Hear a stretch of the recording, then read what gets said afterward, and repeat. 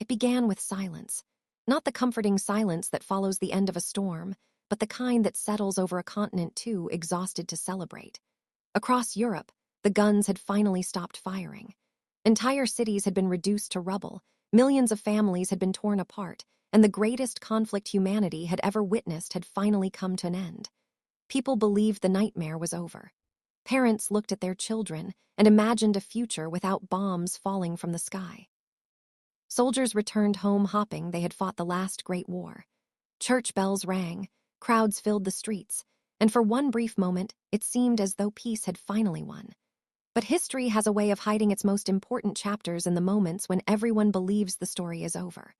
While ordinary people celebrated the return of peace, another conflict was quietly taking shape behind closed doors, one that would hold Europe hostage for nearly half a century. It would become a war without official battlefields, without declarations, and without peace treaties. Yet it would threaten the lives of hundreds of millions of people every single day. Entire generations would grow up believing tomorrow might never come. This is the story of the secrets that turned Europe into the front line of a conflict that officially never became a world war, yet came frighteningly close to ending civilization itself. Imagine waking up every morning knowing that somewhere, hidden beneath forests, buried inside mountains, or concealed deep underground, enough nuclear weapons existed to erase your hometown in a matter of minutes. Imagine sending your children to school while governments rehearsed plans for a catastrophe they hoped would never happen. Imagine living in a city where the stranger walking beside you could be an intelligence officer, where your neighbor might secretly report every conversation you had, and where a single misunderstanding between two superpowers could determine whether your family would still be alive by sunset. For millions of Europeans, this was not fiction. It was daily life. The Cold War was never simply a political disagreement between East and West. It became a battle fought inside classrooms, workplaces, living rooms, churches, train stations, and even within families themselves. Every ordinary decision existed beneath the shadow of extraordinary fear. The most unsettling part was that much of what was happening remained hidden from the very people whose lives depended on it. Governments kept secrets. Intelligence agencies kept even bigger ones. Many of those secrets remained locked away for decades, and some have still not been fully revealed. Before we dive deeper, let us know in the comments where you're watching from. We'd love to hear from you. And don't forget to hit that subscribe button so you never miss any of our upcoming videos. To understand how Europe became the center of one of history's greatest hidden conflicts, we have to return to the aftermath of the Second World War. The destruction was almost impossible to comprehend. Entire neighborhoods had disappeared. Economies had collapsed. Millions were homeless, and trust between nations had been shattered. Leaders gathered to discuss rebuilding Europe, but beneath the speeches about cooperation and recovery, another conversation was already unfolding. The United States and the Soviet Union had emerged from the war as dominant powers, yet they viewed the future through completely different lenses. One promoted democratic governments and market economies, while the other expanded communist influence across Eastern Europe. Neither believed the other could be trusted. Every agreement came with suspicion. Every promise carried hidden concerns. As the months passed, alliances that had defeated a common enemy slowly transformed into rivals preparing for an entirely different kind of confrontation. Europe was no longer simply recovering from one war. Without realizing it, it had become the chessboard for another. For ordinary citizens, these political changes seemed distant at first. Families were focused on rebuilding homes, finding food, returning to work, and searching for loved ones who had disappeared during the fighting. Yet subtle changes began appearing everywhere. Borders became more difficult to cross. Newspapers reflected different versions of the same events depending on which side of Europe they were published. Radio broadcasts carried competing messages about freedom, security, and national identity. Governments increasingly viewed information itself as a weapon. What people believed became almost as important as what they knew. Across Eastern Europe, communist governments strengthened their control with support from Moscow, while Western European nations accepted economic assistance from the United States through the Marshall Plan, helping accelerate reconstruction, but also deepening the growing divide. Communities that had once traded freely with one another suddenly found themselves separated by political systems that demanded complete loyalty. The invisible line dividing Europe became more real with every passing year, until it was impossible to ignore. One speech would eventually give that invisible line a name recognized around the world. When a former British Prime Minister warned that an iron curtain had descended across the continent, many dismissed the phrase as dramatic political language. Time proved otherwise. The words captured a reality millions were beginning to experience. On one side stood nations increasingly connected to Western alliances and democratic institutions.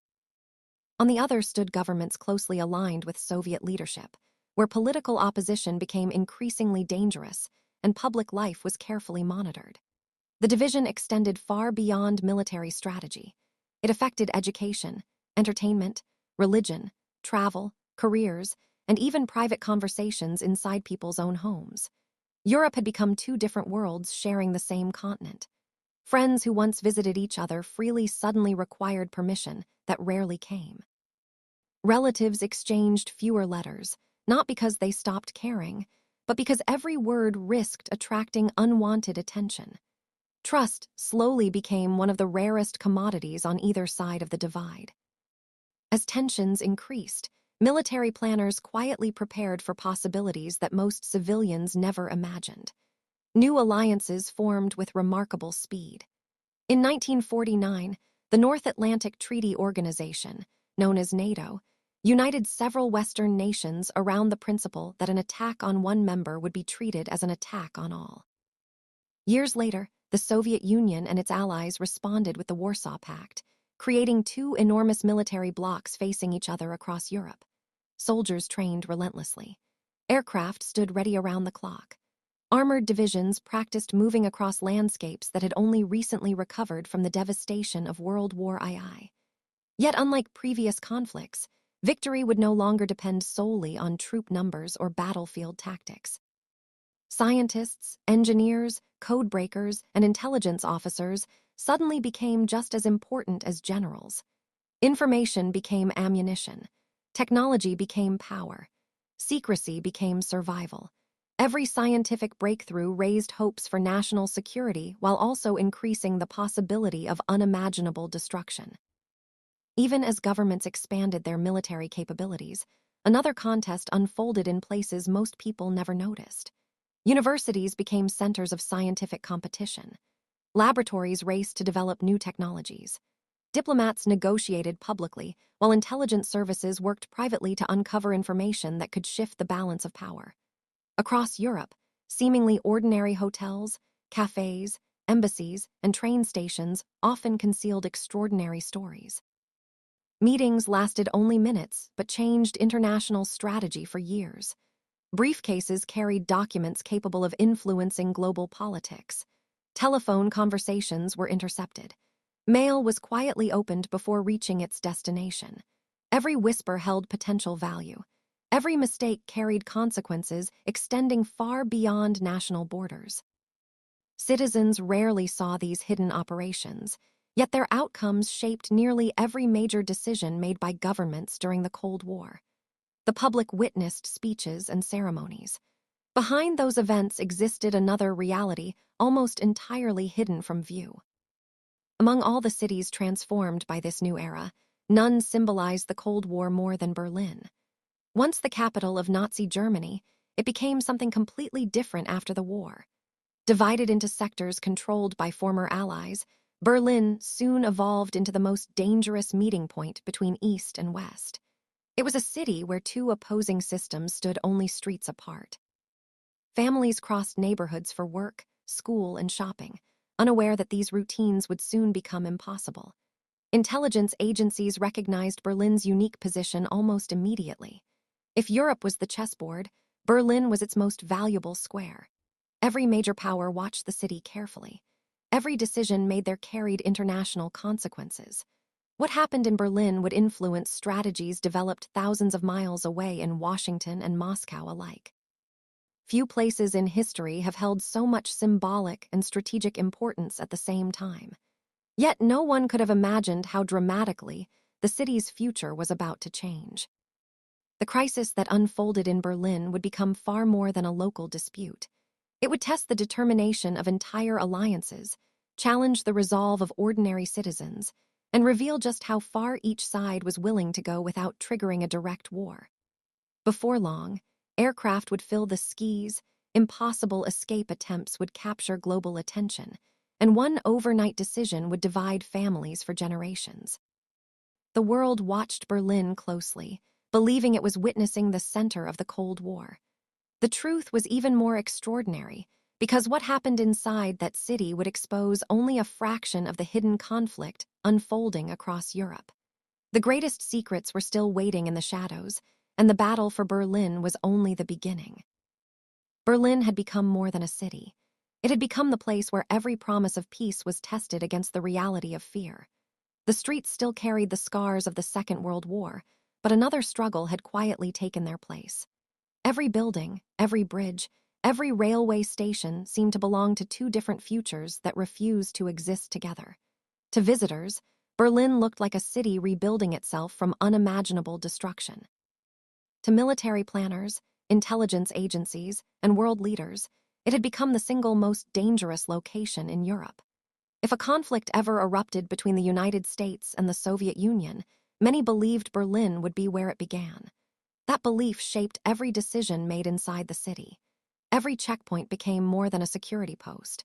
Every conversation between officials carried consequences far beyond Germany's borders. The people living there continued to work, attend school, fall in love, and raise children, yet they did so under the constant awareness that history was unfolding around them in real time. No one knew whether Berlin would become a symbol of survival or the spark that ignited another global catastrophe. The first major test arrived sooner than anyone expected.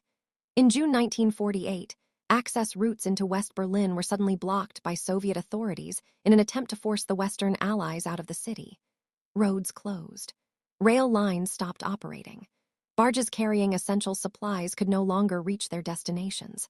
More than 2 million people found themselves trapped inside an isolated city with dwindling food, fuel, and medical supplies. It was an extraordinary gamble. Some expected the Western powers to abandon Berlin rather than risk another war so soon after the last one had ended. Others feared armed confrontation was now unavoidable.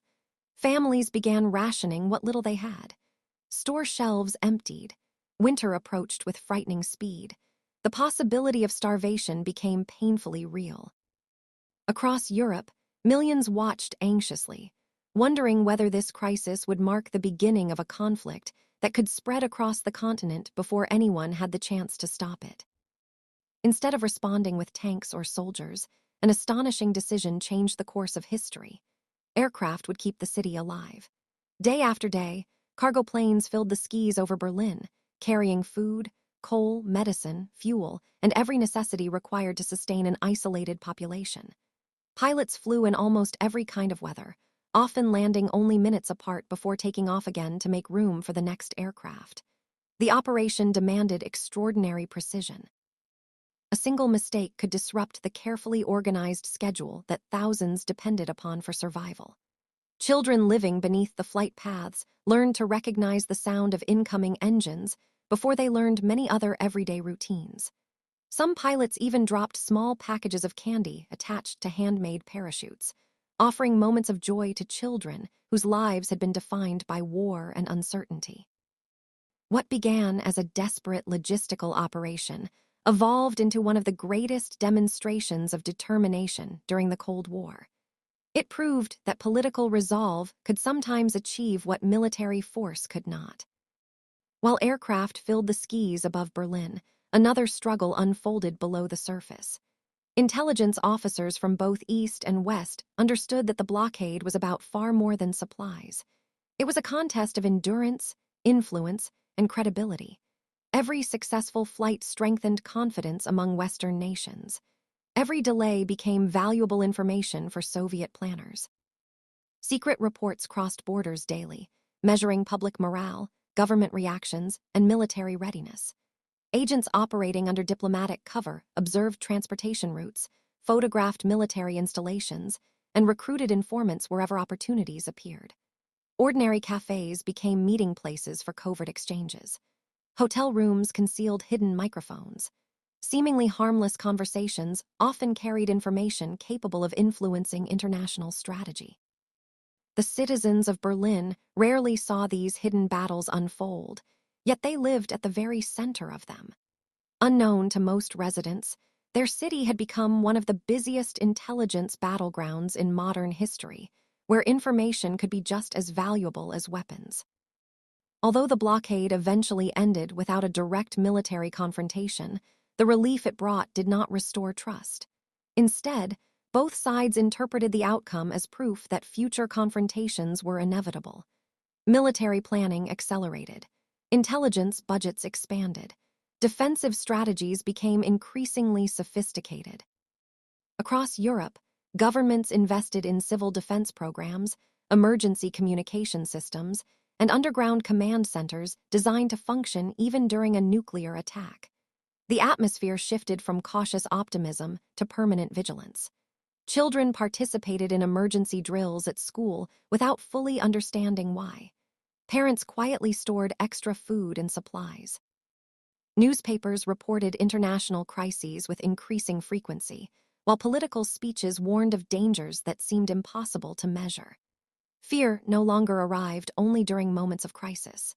It settled into everyday life, becoming part of the rhythm of an entire generation.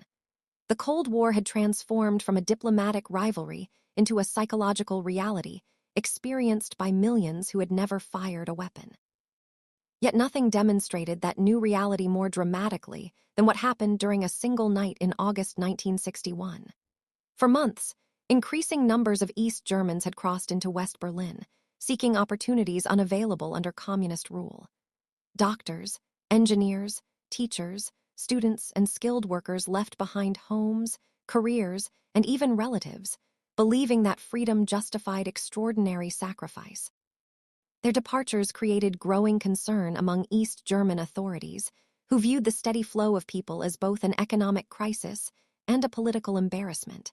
Then, without warning, soldiers and construction crews moved into position under cover of darkness. Streets were closed. Railway lines were interrupted. Barbed wire stretched across neighborhoods that had been connected only hours earlier. Families who had shared dinner together the previous evening awoke to discover that they now lived in different worlds. The transformation happened so quickly that many people believed it must be temporary. They could not imagine that those barriers would remain for decades. Within days, temporary fencing gave way to concrete walls, guard towers, floodlights, patrol roads, and heavily armed border guards. What became known around the world as the Berlin Wall was far more than a physical barrier. It represented the visible edge of the Iron Curtain that had divided Europe since the end of the Second World War. Entire streets ended abruptly against towering slabs of concrete. Apartment windows overlooking the border were sealed or bricked shut. Churches found their congregations divided. Businesses lost employees overnight. Children grew up separated from grandparents they could sometimes see but were forbidden to visit. Weddings, funerals, birthdays, and family celebrations became painful reminders of a separation imposed not by geography, but by politics. Every meter of the wall carried stories of interrupted lives, impossible choices, and hopes that refused to disappear despite overwhelming obstacles. Some accepted the new reality because they believed they had no alternative. Others refused to surrender. Almost immediately, escape attempts began. Some individuals climbed from upper-floor windows before they were sealed. Others hid inside modified vehicles, squeezed into impossibly small compartments beneath seats or inside engine spaces. Courageous families dug tunnels beneath the border, sometimes spending months excavating in complete secrecy, never knowing whether one careless sound would expose the entire operation. Homemade hot air balloons carried desperate passengers across the divide under cover of darkness. Swimmers entered freezing rivers. Hopping currents would carry them beyond heavily guarded checkpoints before searchlights found them. Each attempt carried enormous risks. Success meant freedom. Failure often meant imprisonment, injury, or death. Yet despite those dangers, people continued trying. Their determination became one of the most powerful reminders that even the strongest walls struggle to contain the human desire for freedom. Among the most extraordinary chapters of this hidden struggle were the tunnels constructed beneath Berlin. What appeared to be an ordinary basement, storage room, or abandoned building often concealed months of dangerous excavation. Every shovel of dirt had to be removed without attracting attention. Every wooden support beam had to hold under tremendous pressure. Engineers, students, construction workers, and ordinary citizens worked together in complete secrecy, trusting one another with their lives. One mistake could collapse the tunnel. One informer could bring border guards crashing through the entrance before anyone escaped. Yet these underground passages succeeded in helping dozens of men, women, and children reach safety. They also exposed another reality of the Cold War. The contest between East and West was not fought only by presidents, generals, or intelligence agencies. Ordinary people became participants simply because they wanted to choose where and how they lived. The wall also transformed Berlin into the world's greatest playground for intelligence services. The Central Intelligence Agency, Britain's Secret Intelligence Service, Soviet intelligence, and East Germany's Ministry for State Security all expanded their activities around the divided city. Double agents crossed checkpoints carrying information hidden in everyday objects. Secret meetings took place in crowded restaurants where coded phrases identified friend from foe. Dead drops concealed documents inside hollow bricks, park benches, and public telephone booths. Listening devices were planted beneath streets and inside buildings close to military headquarters. Every embassy became a potential intelligence hub. Every foreign journalist attracted attention. Every unexplained visitor raised questions. While the wall separated families above ground, an entirely different struggle unfolded beneath the surface, where governments invested enormous resources trying to uncover each other's most closely guarded secrets without triggering the very war they hoped to avoid. To much of the world, the Berlin Wall symbolized the Cold War itself. Television broadcasts showed dramatic images of concrete barriers and armed guards, but those images revealed only part of the story. Beyond Berlin, an invisible network of surveillance, espionage, military planning, scientific competition, and political influence stretched across the entire European continent. The wall stood as the most recognizable reminder of that divided world, yet the greatest secrets remained hidden inside classified files, underground facilities, and carefully protected intelligence operations that few civilians ever knew existed. As the people of Berlin struggled to adapt to a city cut in half, another conflict was rapidly expanding in the shadows. It was a conflict where bullets mattered less than information, where loyalty could never be taken for granted, and where the next move might come not from an army crossing a border, but from a single spy carrying a briefcase. In that invisible battlefield, trust became the rarest currency of all, and Europe was about to discover that the most dangerous weapons of the Cold War were often the ones no one could see. The Cold War was never fought only with armies, tanks, or missiles. Long before politicians stood behind podiums to deliver speeches, and long before military commanders drafted plans for battles they hoped would never have to fight, another conflict had already spread across Europe. It unfolded quietly inside crowded railway stations, elegant hotels, embassy receptions, university campuses, busy cafes, and ordinary apartment buildings where nothing appeared unusual from the outside. Every conversation carried the possibility of hidden meaning. Every stranger might be more than they claimed to be. The greatest victories were measured not by territory captured, but by information obtained. Across the continent, intelligence services believed that a single document, a single photograph, or a single conversation overheard at the right moment could alter the balance between East and West. Europe had become the world's largest intelligence battlefield, and unlike conventional wars, there were no clear front lines.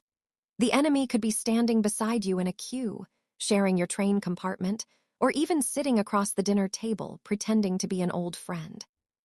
The remarkable part was that millions of ordinary people never realized how deeply this invisible conflict had reached into their daily lives. Governments publicly spoke about diplomacy, economic recovery, and international cooperation, while behind closed doors intelligence agencies expanded at an astonishing pace. The United States strengthened the Central Intelligence Agency. Britain's Secret Intelligence Service increased its operations across Europe, and the Soviet Union relied heavily on its powerful intelligence networks to gather political, military, scientific, and technological information. East Germany's Ministry for State Security, commonly known as the Stasi, developed one of the most extensive domestic surveillance systems ever created. Every agency believed it was protecting its nation from an existential threat. Every agency justified extraordinary measures by arguing that failure could lead to catastrophe. In that environment, suspicion became routine. Trust became difficult. Even silence could attract unwanted attention. Recruiting spies rarely resembled the dramatic scenes portrayed in films. Most intelligence operations began with patience rather than action. Agencies searched for individuals with access to valuable information, personal vulnerabilities, financial difficulties, ideological convictions, or relationships that could be quietly exploited. Sometimes recruitment happened gradually over months or years through seemingly innocent conversations. A diplomat might meet the same friendly stranger at international conferences until familiarity replaced caution. A scientist attending research events could unknowingly become the target of careful observation before receiving offers that appeared harmless at first. Military officers, government employees, engineers, translators, and communications specialists all became attractive targets because access often mattered more than rank. Those recruited were rarely told the full picture. Many believed they were helping preserve peace. Others convinced themselves they were serving a greater cause. A few simply wanted money. Whatever their reasons, once they stepped into the hidden world of espionage, returning to ordinary life became almost impossible. The methods used during the Cold War revealed remarkable creativity. Messages disappeared inside hollow coins, fountain pens, cigarette packets, and everyday household items that attracted no suspicion. Tiny cameras concealed inside wristwatches and lighters photographed classified documents within seconds. Radio transmitters small enough to fit inside briefcases allowed agents to communicate without relying on traditional telephone networks. Invisible inks, coded language, one-time encryption pads, and carefully arranged newspaper advertisements all served as methods of passing information without exposing the people involved. Dead drops became one of the safest techniques available. Instead of meeting directly, one person would hide information beneath a loose brick, inside a hollow tree, underneath a park bench, or behind a public monument. Hours or even days later, another individual would quietly retrieve it. Often the two people involved never saw each other. They did not know each other's identities because secrecy offered the greatest protection if someone was captured. Berlin remained the heart of this invisible struggle. While the wall physically divided east and west, it also concentrated an extraordinary number of intelligence officers inside a relatively small area. Foreign embassies, military headquarters, and government offices stood only short distances apart. Every side wanted to understand the intentions of the other before decisions became public. Streets that looked perfectly ordinary often concealed listening operations beneath them. Buildings overlooking important facilities became valuable observation posts. Hidden cameras monitored border crossings, while undercover officers watched for unusual patterns of movement. The city itself seemed alive with secrets. Residents might notice unfamiliar faces appearing repeatedly in cafes or railway stations, without realizing those individuals belonged to rival intelligence services watching one another. The remarkable irony was that spies frequently spent as much time observing other spies as they did gathering information from official sources. One operation after another demonstrated how far governments were willing to go in pursuit of intelligence. Beneath the streets of Berlin, Western intelligence agencies secretly constructed a tunnel designed to intercept Soviet military communications by connecting to underground telephone cables. The engineering challenge alone was extraordinary. Workers excavated enormous sections of earth without attracting attention while carefully maintaining absolute secrecy. For months, the operation successfully collected conversations believed to contain valuable military information. Yet hidden within this apparent success lay another extraordinary secret. Unknown to many of those involved, Soviet intelligence had already learned about the project through a highly placed source inside British intelligence years earlier. Instead of immediately exposing the tunnel, Soviet authorities allowed it to continue operating for an extended period, protecting their source while carefully deciding what information could safely travel across the monitored lines. It became one of the clearest examples of how the Cold War often involved multiple layers of deception unfolding simultaneously. Stories like that raised an unsettling question. If intelligence agencies could secretly monitor military communications beneath one of Europe's most heavily guarded cities, what else remained hidden from public view? The answer became increasingly disturbing as classified documents emerged decades later. Across Europe, governments invested enormous resources in electronic surveillance long before modern digital technology existed. Telephone calls were intercepted. Letters were quietly opened, photographed, resealed, and delivered without the sender ever realizing they had been examined. Hotel rooms frequented by diplomats were fitted with concealed listening devices. Embassies underwent constant monitoring.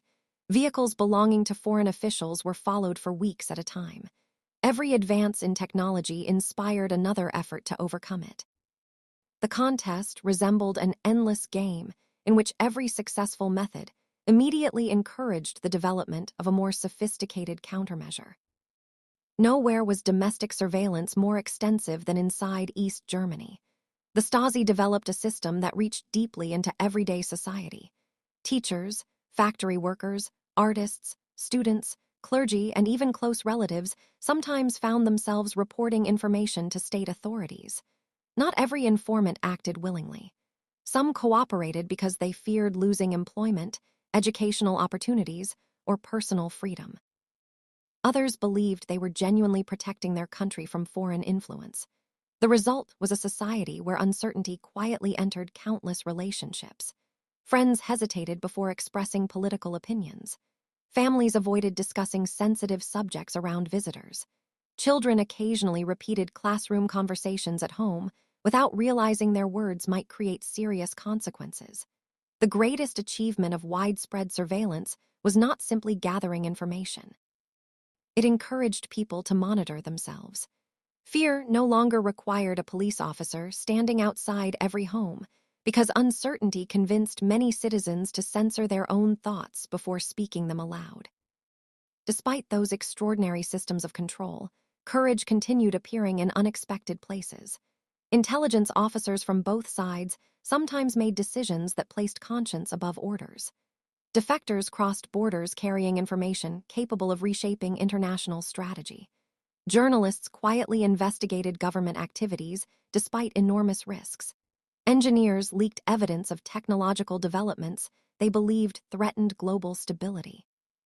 Ordinary citizens hid escapees, passed messages between separated families, or preserved documents that authorities wanted destroyed. Every act of resistance reminded the world that individuals still possess the ability to influence history even while surrounded by powerful institutions. The Cold War was never simply a contest between governments. It became a struggle involving countless ordinary men and women whose decisions often remained unknown for decades, because success depended upon complete secrecy.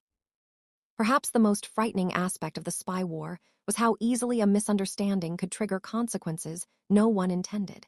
Intelligence reports influenced military planning. Military exercises affected diplomatic negotiations. Diplomatic negotiations shaped intelligence priorities. A mistaken interpretation, an inaccurate translation, an unreliable source, or even an innocent coincidence could convince leaders that hostile action was imminent. Information moved rapidly, but certainty remained frustratingly rare.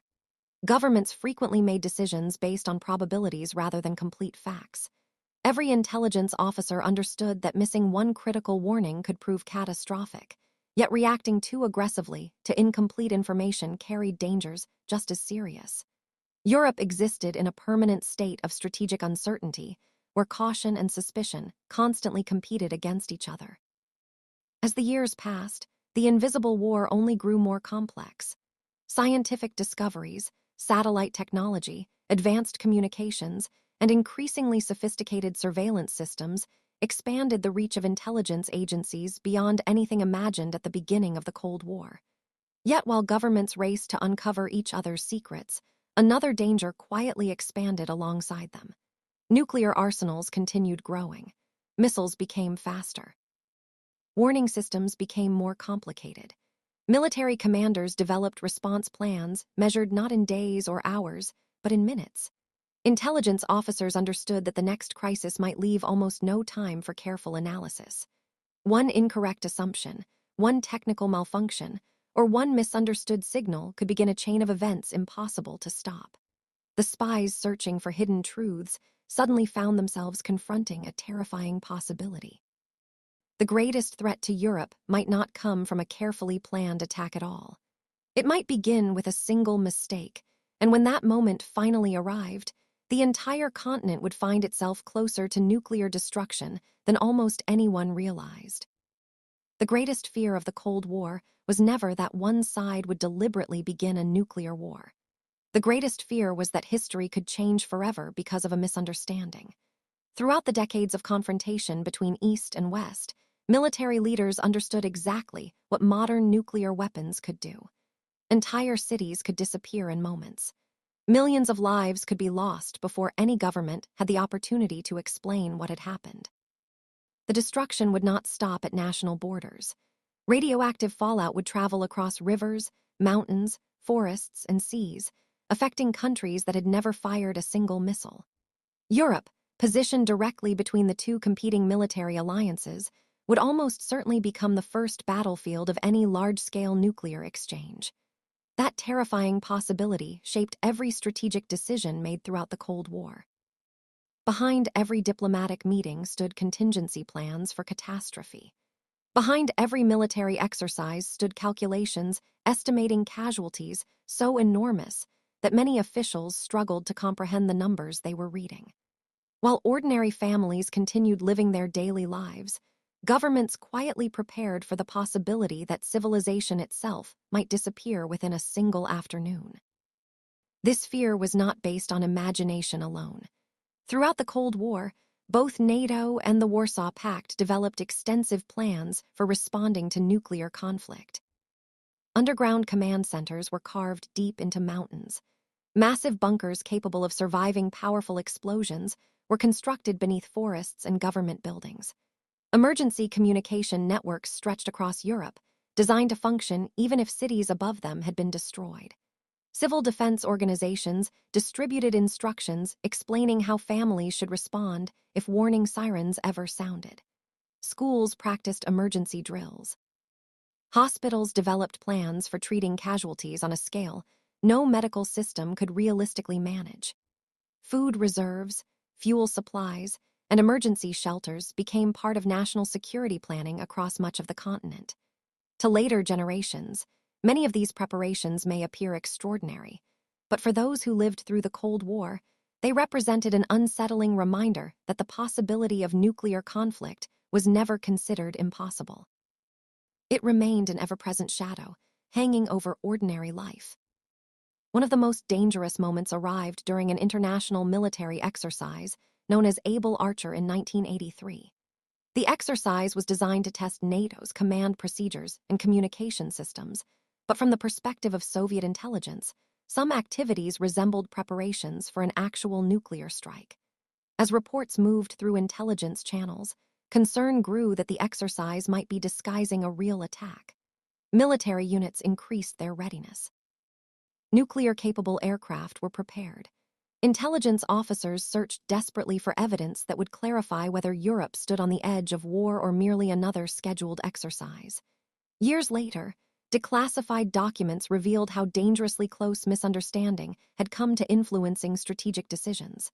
Leaders on both sides possessed only fragments of the larger picture. They acted cautiously, yet uncertainty remained dangerously high. The crisis eventually passed without missiles being launched, but it demonstrated how easily suspicion, incomplete information, and fear could combine to create conditions unlike anything Europe had experienced before. The world had come closer to disaster than most citizens ever realized. Only months before that crisis, another event unfolded that remained unknown to the public for years. Inside a Soviet early warning facility, electronic systems suddenly indicated that nuclear missiles had been launched from the United States. Warning lights activated. Alarms sounded. Procedures demanded immediate reporting because every second mattered. Had the information been accepted without question, leaders would have faced immense pressure to consider a rapid response before additional missiles could arrive. Yet the officer responsible for evaluating the warning hesitated. He believed the data did not fit the pattern expected from a genuine first strike.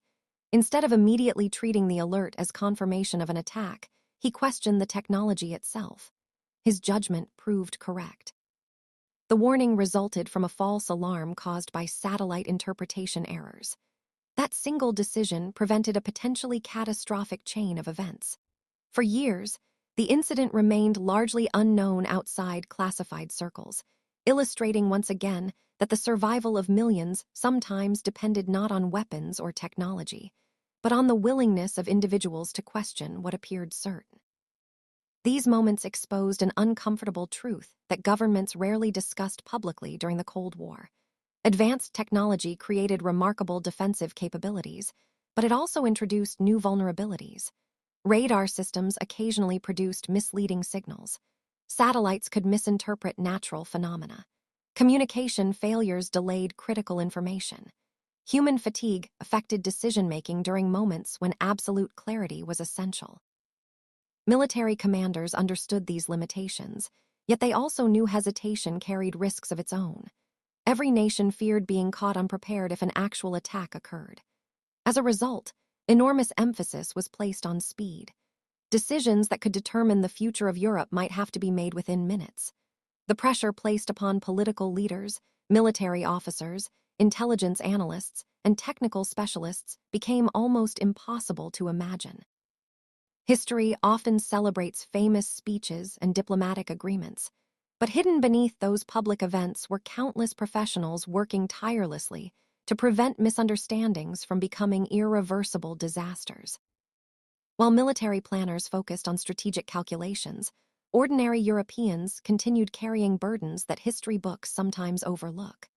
Families separated by the Iron Curtain waited years for opportunities to reunite. Parents worried about children serving compulsory military service near heavily fortified borders. Young people grew up hearing conversations about missile deployments, international crises, and emergency preparedness as though they were ordinary parts of life. Artists, writers, musicians, scientists, teachers, and factory workers all experienced the Cold War differently, yet nearly everyone understood that politics had entered the most personal aspects of everyday existence. In Eastern Europe, many citizens adapted to constant surveillance while quietly preserving traditions, friendships, and hopes for greater freedom. In Western Europe, prosperity expanded in many regions, yet anxiety over nuclear conflict remained ever present. Despite political differences, people on both sides shared one common desire. They wanted their children to inherit a future where peace no longer depended upon fear. Then, almost as unexpectedly as it had begun, the Cold War entered its final chapter. Economic pressures intensified across the Eastern Bloc.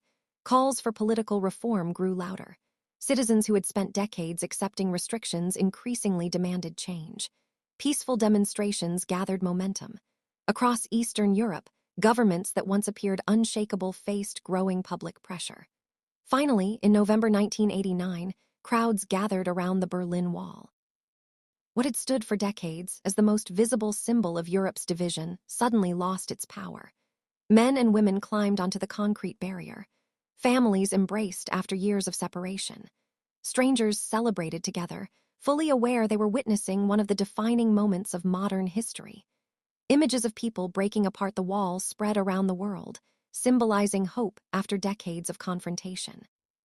For millions watching those scenes, it felt as though the long shadow hanging over Europe had finally begun to lift. Yet the end of the Berlin Wall did not erase every secret left behind by the Cold War. As archives gradually opened and classified records became available, historians uncovered remarkable operations that had remained hidden for decades. Intelligence files revealed surveillance networks far larger than previously understood.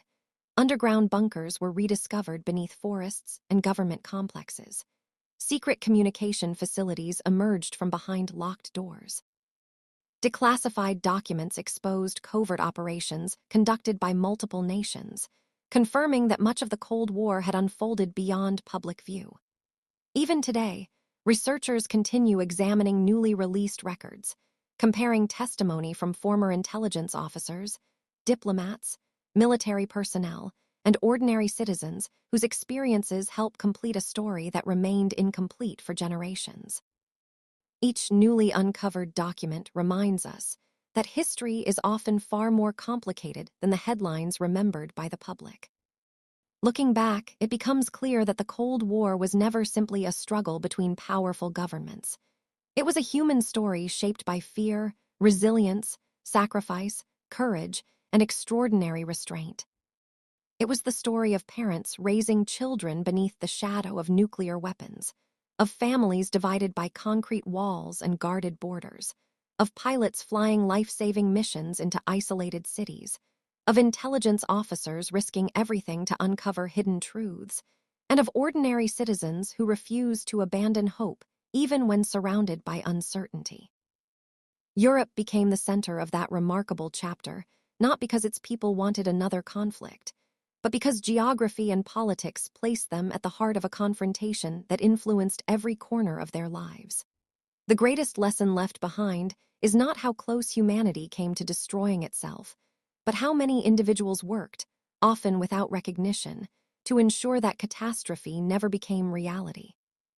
The silence that settled over Europe after the Second World War was never truly the end of the story. It was the beginning of another chapter, one defined not by constant gunfire, but by constant vigilance. The guns had stopped, yet fear remained. The cities were rebuilt, yet underground bunkers continued expanding. The speeches promised peace, yet intelligence agencies searched relentlessly for the next hidden threat. For nearly half a century, Europe lived between hope and uncertainty, between diplomacy and deterrence, between freedom and control. The Cold War officially ended, but its influence still shapes international politics, military alliances, intelligence operations, and public debate today. Many of the secrets uncovered over recent decades have transformed our understanding of that era, while others remain sealed inside classified archives waiting for future generations to discover. Perhaps that is the most remarkable truth of all. The Cold War may belong to history, but some of its greatest secrets are still waiting to be told. If this story changed the way you see one of history's most dangerous chapters, we'd love to hear your thoughts. Which Cold War secret surprised you the most? And do you believe every classified document from that era should eventually be released to the public? Share your perspective in the comments below. If you enjoyed this documentary and want more deeply researched stories that uncover the hidden truths behind history's biggest events, don't forget to like this video, subscribe to the channel, and turn on notifications so you never miss our next journey into the stories that continue to shape our world.